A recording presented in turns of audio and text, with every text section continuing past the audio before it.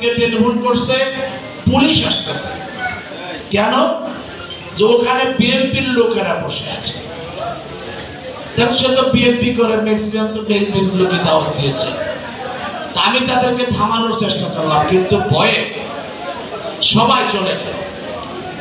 এই যে দেশে একটি অরাজক পরিবেশ ছিল, যেখানে একত্র বসে পরিবার পরিজন নিয়ে এর কোনো ভাত খাওয়ার পরিবেশ ছিল না, সেখানে ভোটের অধিকার বিগত 17 বছর যেভাবে নির্বাচন হয়েছে আপনারা দেখেছেন।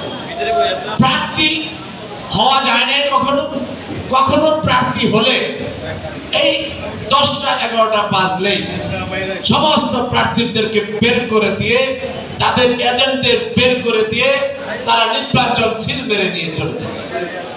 এই যে পরিবেশ, সেই পরিবেশ থেকে আজকে এই যে বিএনপির 17 বছরের আন্দোলন সংগ্রাম, 5ই আগস্টের পরে যে পরিবর্তন, সেই পরিবর্তনের পরে আজকে আমরা যারা সমাজে কাজ করি, যারা সব জনসভা করতে চাই, তাদের মনে কিন্তু আশার আলোটা জেগে বসেছে। এবং সেই আশার আলো থেকে অনেকে স্বপ্ন দেখছে যে এর সামনে একটা নির্বাচন করতে পারে।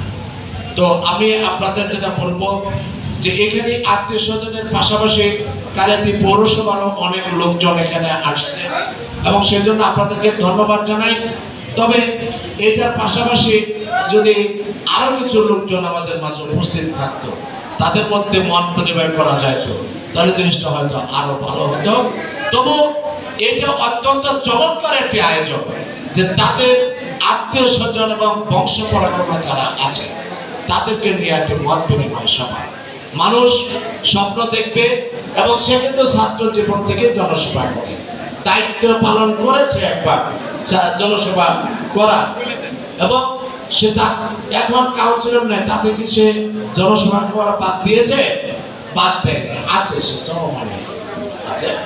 আমরা বলবো যে আপনার আত্মীয় স্বজনরা দেখলাম অনেক শিক্ষিত মানুষ আছে, তারা এক অপরের পাশে যদি ঐক্যবদ্ধ আপনারা থাকেন এবং সেই ঐক্যবদ্ধ থেকে যদি আল্লাহ আপনাদের এইটা তৌফিক দান করেন অথবা কবুল করেন, সেক্ষেত্রে যাতে আপনারা সংঘবদ্ধভাবে আপনারা মুভমেন্ট করতে পারেন, সেদিকে আপনারা প্রস্তুত থাকবেন।